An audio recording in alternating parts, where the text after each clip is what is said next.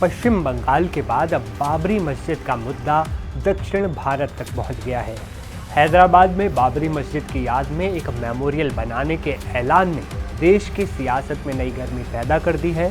Supreme court के फैसले के बाद लगा था कि यह अध्याय बंद हो चुका है, लेकिन पहले बंगाल और अब हैदराबाद से उठी इन आवाज़ों ने ये साबित कर दिया है कि बाबरी का नाम अभी भारतीय राजनीति से इतनी आसानी से जाने वाला नहीं है।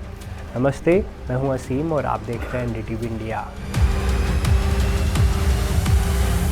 अभी पश्चिम बंगाल में 3 बाबरी मस्जिदें बनाने की घोषणा की गूंज थमी भी नहीं थी कि हैदराबाद में एक नए विवाद ने जन्म लिया।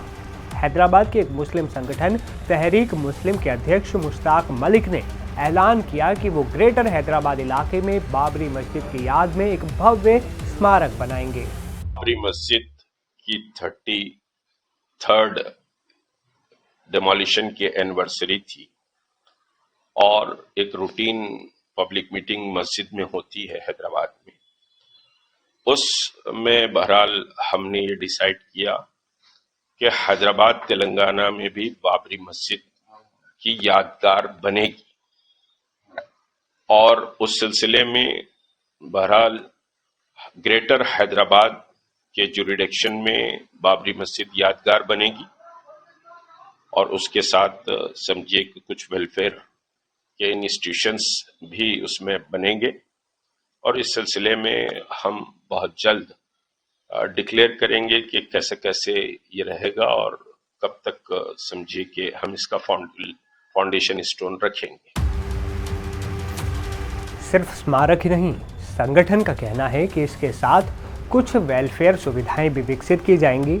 हालांकि अभी तक न तो ज़मीन फाइनल हुई है और ना ही कोई विस्तृत नक्शा सामने आया है, लेकिन सिर्फ इस घोषणा भर से तेलंगाना का सियासी तापमान 7वें आसमान पर पहुंच गया है।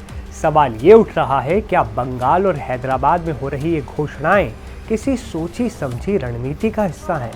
क्या एक पैटर्न के तहत देश के अलग अलग कोनों में बाबरी के मुद्दे को पुनर्जीवित करने की कोशिश हो रही है? इस ऐलान के बाद भारतीय जनता पार्टी ने बेहद आक्रामक रुख अपनाया है। तेलंगाना बीजेपी के अध्यक्ष एन रामचंद्र राव ने खुली चेतावनी दी है कि हैदराबाद में इस तरह का कोई भी स्मारक किसी भी हाल में बनने नहीं दिया जाएगा। रामचंद्र राव ने यहां तक कह दिया कि अगर वहां एक भी ईंट रखने की कोशिश हुई तो बीजेपी इसका पुरजोर विरोध करेगी पूरी ताकत के साथ। बीजेपी का तर्क है कि बाबरी मस्जिद का मुद्दा देश की सर्वोच्च अदालत यानी सुप्रीम कोर्ट की तरफ से सुलझाया जा चुका है। अब इस मुद्दे को दोबारा उठाना समाज में जहर घोलने जैसा है। पार्टी प्रवक्ता एनवी सुभाष ने इस प्रस्ताव को उत्तेजक और कानून व्यवस्था के लिए खतरनाक बताया। उनका कहना है कि ऐसी घोषणाएं सिर्फ 2 समुदायों के बीच तनाव पैदा करने और राज्य की शांति भंग करने के लिए की जा रही हैं। इस पूरे मामले में विश्व हिंदू रक्षा परिषद की एंट्री हो चुकी है। परिषद की राष्ट्रीय महिला अध्यक्ष यमुना पाठक ने एक बहुत ही संजीदा सवाल उठाया। True religious leaders reduce conflict. They don't revive past wounds.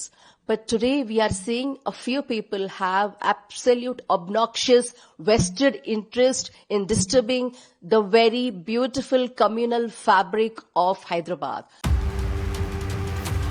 वहीं बीजेपी नेता बूरा नरसैया गौड़ ने इस मामले को एक अलग ही एंगल दे दिया। उन्होंने इसे सीधे तौर पर आक्रांता बाबर की विरासत से जोड़ दिया।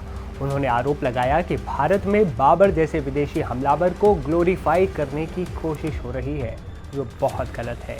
हैरानी की बात यह है कि बीजेपी नेता ने इस पूरे घटनाक्रम के तार कांग्रेस नेता राहुल गांधी से भी जोड़ दिए।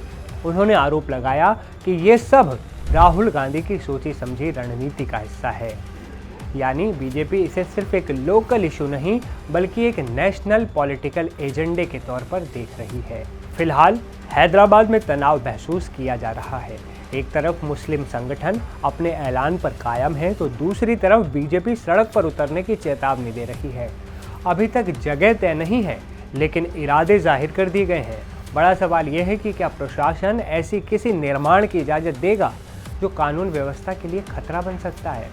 और आने वाले चुनावों को देखते हुए बाबरी का मुद्दा अब विकास के मुद्दों पर हावी होने वाला है क्या?